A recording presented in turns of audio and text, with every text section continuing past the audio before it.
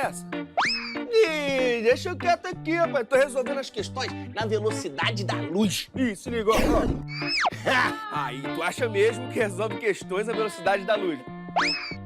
Sinceramente, com toda sinceridade, falando a sinceridade absoluta pra tu, sim. Ah, vamos parar com essa palhaçada e roda logo essa vinheta. Ah, aqui é pra tu, rapaz, velocidade.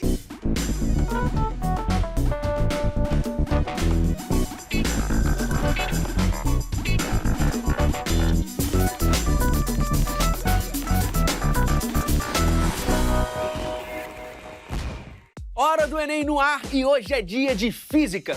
Vem cá, perdeu algum episódio? Vai lá no site tvescola.org.br e clica em programas. A gente também tá no youtube.com/tvescola. Aproveita e se inscreve. E agora, ele que acaba com todos os atritos e tira a sua inércia, professor Ives Urquiza. Sou eu! Haha, e aí? Meu querido, beleza? Seja bem-vindo mais uma vez, professor. Demorou, né? Poxa, cara, mas tamo aqui. Qual é a dica, o conselho para aquele que está paradão e precisa de um impulso inicial para montar uma rotina de estudos? Bom, já que você falou de impulso, a gente precisa lembrar que impulso é força vezes intervalo de tempo. Então, se você quer um impulso, você tem que fazer um esforço. E esse esforço tem que ter uma duração. A gente está com cada vez menos tempo disponível, então é preciso se ligar, porque para o impulso ser grande, muito esforço ou muito tempo. Como não tem muito tempo, precisa aumentar o esforço. É isso aí. Bom, você selecionou duas questões pra gente. Bora ver a primeira? Bora. Sobre agora? ótica? Sim. Então vamos. simbora!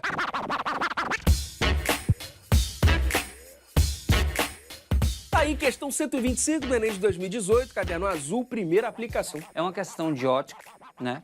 Ótica não é um dos assuntos que mais cai na prova do Enem. Aí você diz, Ives, por que você escolheu uma questão de ótica, já que ela não é das questões que mais caem? Porque essa questão é sobre um fenômeno ondulatório. E fenômenos ondulatórios aparecem na primeira habilidade, que é a habilidade 1 da competência 1, que diz que é necessário que o aluno seja capaz, atenção ao verbo, identificar, reconhecer. Reconhecer características ou propriedades de fenômenos ondulatórios ou oscilatórios. Segundo verbo, relacionando-os aos seus usos em diferentes contextos. Então, quando a gente fala de fenômenos ondulatórios, eles aparecem tanto em ótica quanto aparecem em ondulatória. E é muito importante que o estudante entenda que a prova, embora tenha conteúdos, ela avalia habilidades. Então, quando vai se preparar, estuda conteúdo. Quando vai treinar, treina habilidade. E aí essa questão, embora seja de ótica, trata sobre um fenômeno ondulatório. Perfeito. E o que o pessoal precisa saber, assim? O que ele tem que focar para poder mandar bem numa questão como essa? Se você olhar para a questão, você vai perceber que tem um raio de luz que atravessa um prisma. Então, se atravessa refração. Então, ele já percebe que tem um fenômeno de refração ali. Em seguida, tem um espelho, reflexão. Então, ele já tem outro fenômeno ali. Então, ele tem que perceber qual é o fenômeno e, a partir daí, identificar o que a questão pede. Perfeito. Então, bora para a questão? Bora lá, então.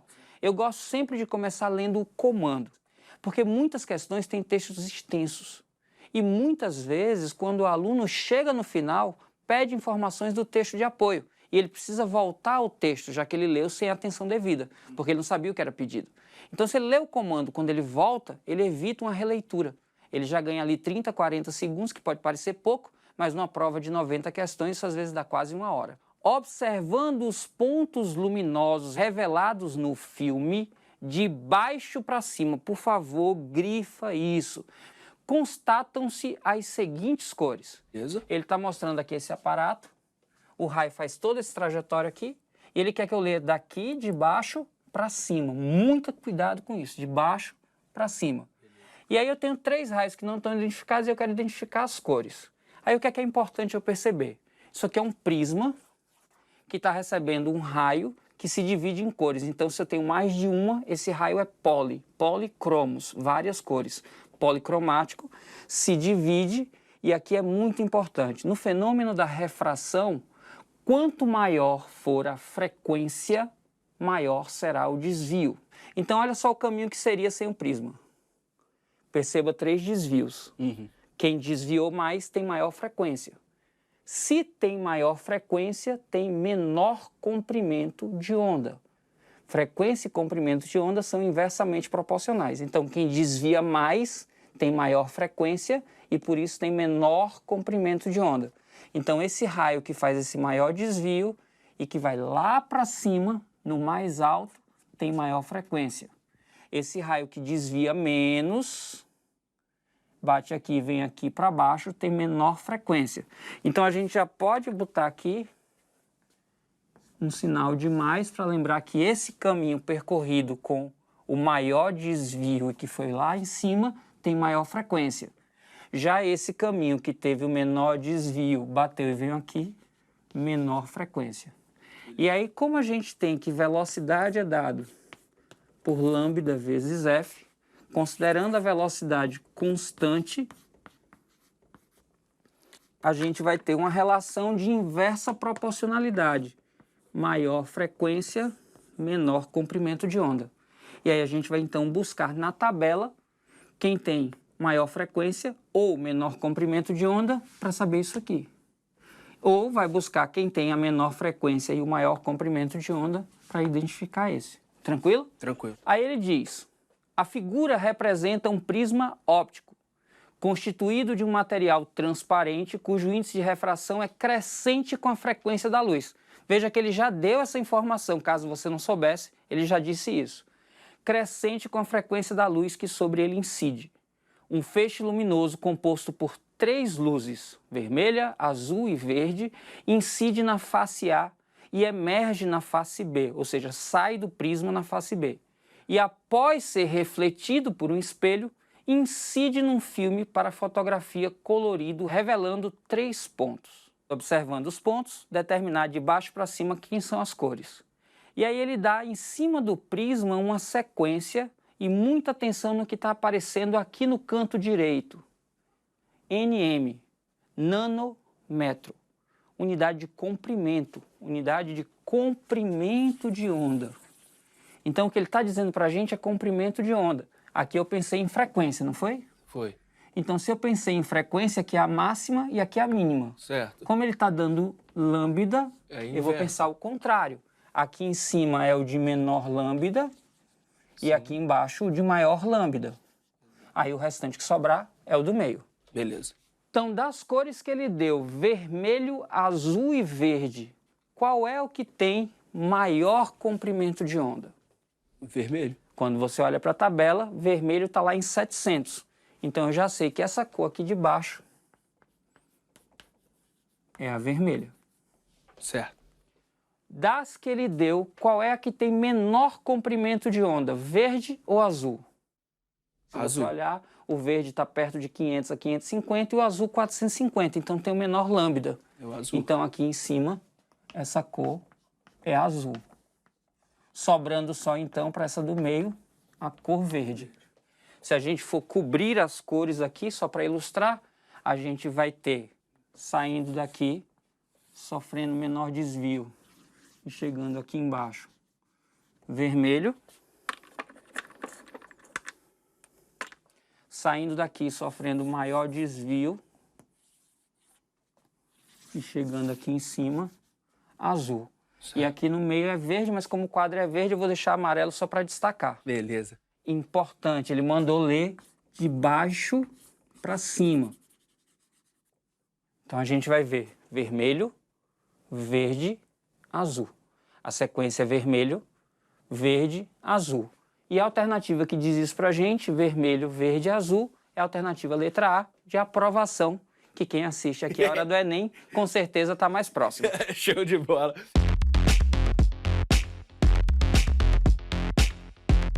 De qual outro jeito o Enem pode cobrar esse conteúdo, professor? Nossa, de tanta maneira. Inclusive, ele já cobrou. Uma coisa que é importante é que de 2009, quando mudou o Enem, para 2018, em todas, sem exceção, provas aplicadas, reaplicadas, PPL, prova verde, que começou há 2 anos, em todas existem questões da habilidade 1. Fenômenos ondulatórios é um dos conteúdos mais cobrados e por isso que é tão relevante falar sobre ele. Essa parte em particular de refração, tudo que provoca desvio, por exemplo, quando você olha para uma piscina que tem uma percepção errada da profundidade dela, é porque a luz desvia. A gente enxerga as coisas porque a luz, quando entra no nosso olho, desvia e vai para um ponto no fundo do olho da retina. Refração. Reflexão. Sempre que a gente enxerga algo é porque a luz chega nos nossos olhos. Ela pode chegar diretamente porque o objeto emite luz, ou ela pode chegar por reflexão.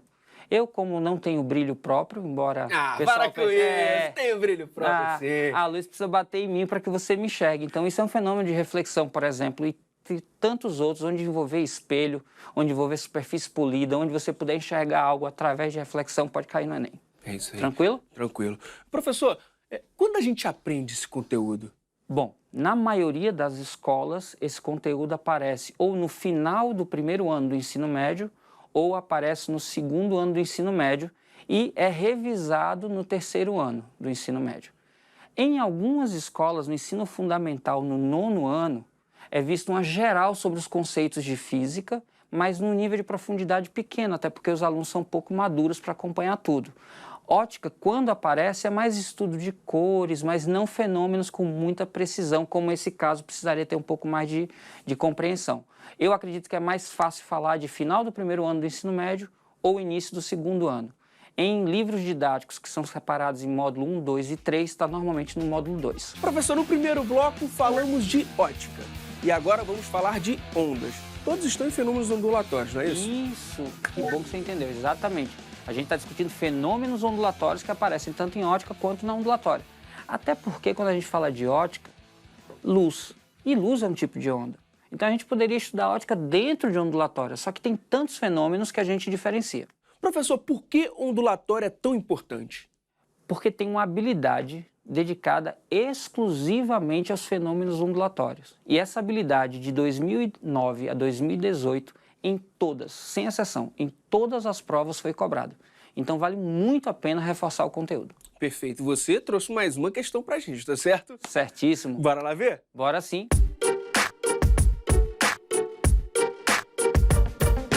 Questão 67 do Enem de 2016, caderno azul, segunda aplicação. Tá contigo, hein, mestre? Olha só, de novo começando aquela estratégia de ler primeiro o comando, tá? Perfeito. Ele diz: quais são as lentes que solucionam o problema descrito? Opa!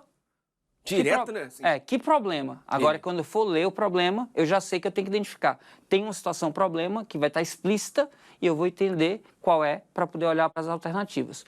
Como é tudo figura, são óculos, então provavelmente é alguma coisa do óculos interagindo com luz. Vamos procurar alguma coisa aí. Aí ele diz: nas rodovias é comum motoristas terem a visão ofuscada ao receberem a luz refletida na água empoçada no asfalto.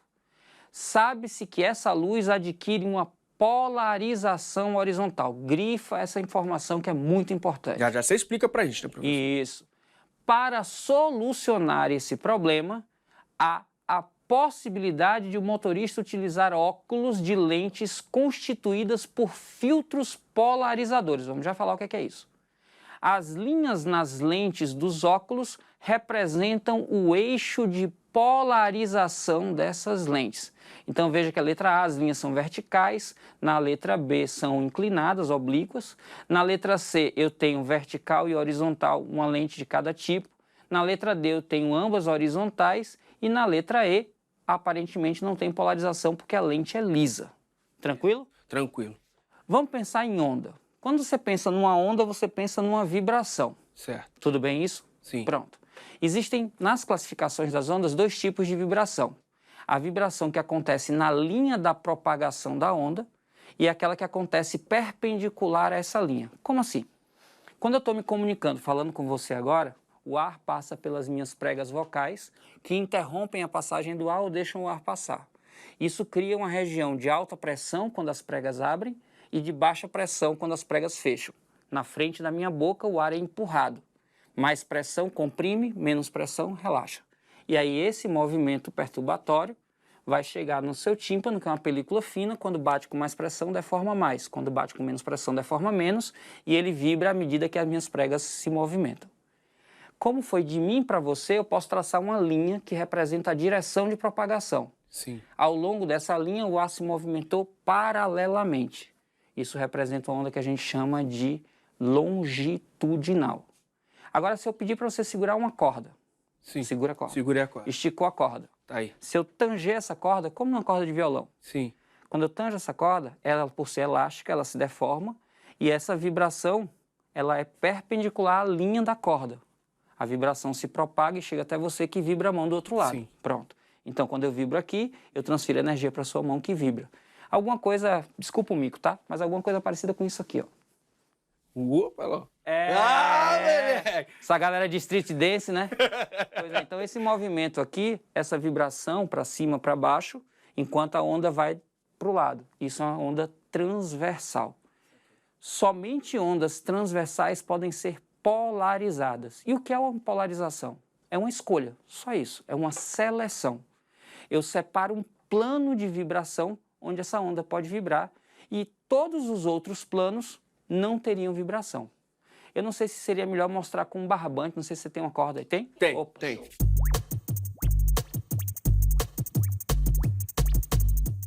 Então, aqui é um ponto A, aqui é um ponto B, essa linha aqui é a direção AB. Quando eu vibro, perceba que a corda está se movimentando aqui, ó. Sim. E a direção está nessa linha, enquanto que a vibração está nessa outra, ela vai para cima e para baixo, ó. Certo. Isso é uma onda transversal.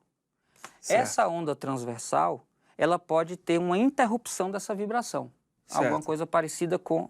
Olha só, já tinha até pincelzinho aqui, que coisa boa. Já tinha. Olha só, imagina que eu seguro aqui. Certo. Eu continuo segurando? Isso. Lembrando aos estudantes que toda vez que a gente vai para uma experiência, tem fontes de erro várias, né? Claro. É diferente de uma análise feita por computador, então aqui vai ficar bonito de ver, mas não vai ficar perfeito como se a gente tivesse feito no computador. A gente tem uma fenda. Certo. Perceba que se eu vibrar para cima e para baixo aqui a corda, ela sobe e desce sem interrupção. Certo. Se eu tentar ir para um lado e para o outro, perceba que aqui tem um bloqueio. Sim. Pronto. Quando eu vibro para cima e para baixo, a linha da polarização é igual à linha da vibração. Isso deixa a onda passar sem problema. Certo. Quando eu vibro para um lado e para o outro, a vibração é perpendicular à polarização. E isso bloqueia a passagem da onda. Entendi. Então, se eu quero interromper a passagem da onda, eu preciso que a fenda seja perpendicular à vibração. Quando eu tentar vibrar aqui, veja que do lado de lá, quando você estica, quase não passa nada. Passa um pouco porque aqui a fenda não é muito estreita. Mas, Por exemplo. se você comparar o tamanho que vibra de um lado com o tamanho que vibra do outro, tem bem menos vibração do lado de lá. Isso porque a fenda que polariza é perpendicular ao eixo de vibração. Então, se você quer usar um óculos que evite a passagem de luz polarizada, você tem que escolher um eixo de polarização que forme 90 graus com a direção da polarização da onda. Saquei. É isso que a gente vai procurar. Beleza. Tranquilo? Show de bola. Então, no texto, ele está dizendo, lá diz, sabe-se que essa luz adquire uma polarização horizontal. Então, se a polarização é horizontal e eu quero evitá-la, eu tenho que colocar 90 graus. Certo. Qual é a 90 graus da horizontal?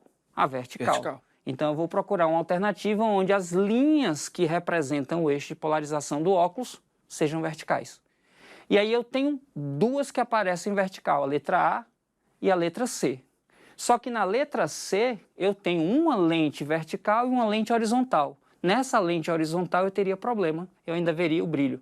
Então, a única alternativa que bloqueia a passagem é a alternativa da letra A. De novo, aprovação. É isso aí, perfeito. Tranquilo? Deu para entender? Deu super para entender, professor. Porque as ondas de luz estão polarizadas na horizontal e eu preciso que o óculos tenha a polarização vertical para bloquear a passagem. Perfeito. Então, Tranquilo. chega mais. Professor, de onde você veio para estar aqui com a gente? Meu querido, hoje em particular minha base é em Maceió. Eu sou pernambucano, mas estou há algum tempo em Maceió. Inclusive recomendo quem não conheça, conheça o Caribe brasileiro, é lindo lá. É isso Foi aí. muito bem recebido. Hoje até digo que sou alabucano, de tão bem recebido que foi. Pô, professor, e como é que tá o pessoal de Maceió lá se preparando para o Enem? Todo mundo já tá a todo vapor? Rapaz, a maioria já despertou, mas tem gente que vai esperar, às vezes, passar as férias de meio do ano para dizer caiu a ficha. Quem está no terceiro ano ainda está preocupado em passar de ano e depois pensar no Enem. O que uma coisa não impede a outra. Se você estuda para as provas da escola, está estudando para o Enem também, né? Mas tem todo tipo de estudante. Eu acredito que quem está assistindo a gente agora é do tipo melhor, aquele que está se preparando. É isso aí. Professor, tem alguma dúvida recorrente que a galera sempre vem tirar contigo? Sim. A primeira dúvida é se o Enem é mais fácil ou mais difícil que o vestibular tradicional. E a minha resposta é sempre depende. A prova é diferente.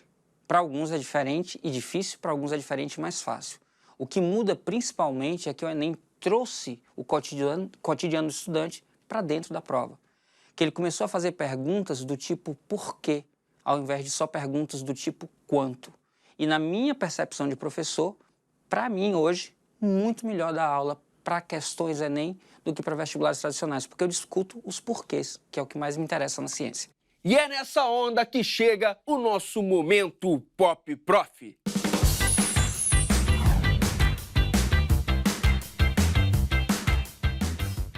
Professor, qual é a sua canção favorita do disco de Newton? Over the Rainbow, porque o disco de Newton tem as cores do arco-íris, quando você gira ele fica branco, então aí eu associo ao Rainbow. Se o ano-luz é uma medida de distância, quanto mede um ano-sombra?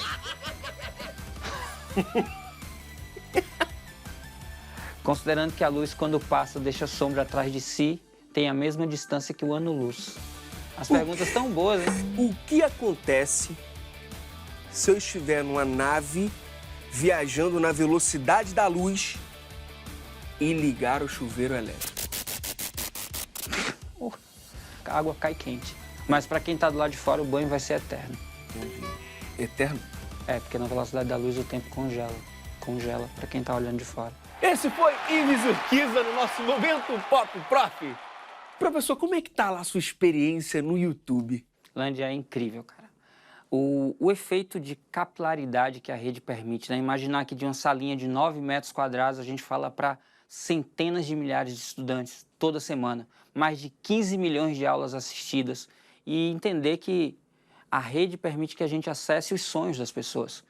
Porque eu tenho depoimento de índio da Amazônia, pessoas de 70 anos que voltaram a estudar, crianças que ainda nem estão estudando na escola e que vão lá e despertam curiosidade, gente que não gostava de física e que passa a assistir aos vídeos e de repente diz, poxa, era isso que eu tinha que ter aprendido na escola? Que bacana.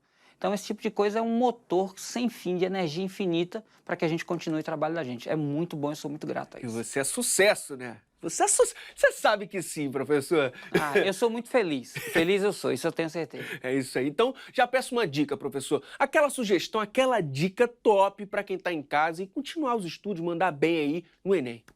Se você tem acesso a livro, Landy, eu acho que não tem nenhum livro que seja bom o suficiente para ser considerado perfeito, nem tão ruim que não possa contribuir. Então, se você tem livro, leia o seu livro, estude seu livro, resolva questões dos livros. Se você tem acesso à internet, busque canais com o selo YouTube Educação.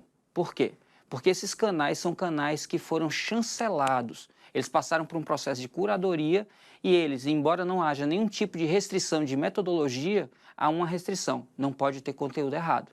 Então você pode estudar com aquele cara mais engraçado, mais sério, mais tecnológico, mais vintage, mas você com certeza vai estudar com alguém que tem conteúdo certo, curado para te oferecer. Perfeito, professor. Perfeito, tranquilo? Maravilha. Posso indicar uns amigos? Com certeza. Pronto, então para física, além do Física Total, né, tem muita gente bacana, não vou conseguir listar todo mundo, mas tem pelo menos 3 professores que eu queria que o pessoal que está assistindo a gente agora pudessem conhecer. O professor Fabrício, do Física Fabris, faz um trabalho incrível, é um dos primeiros professores que se dedicou profissionalmente, já teve aqui. Muito bom, que é o Fabris Física. O professor Marcelo Boaro, que é um fenômeno da física, um professor paulista, que o canal dele chama Canal Física, que os alunos adoram.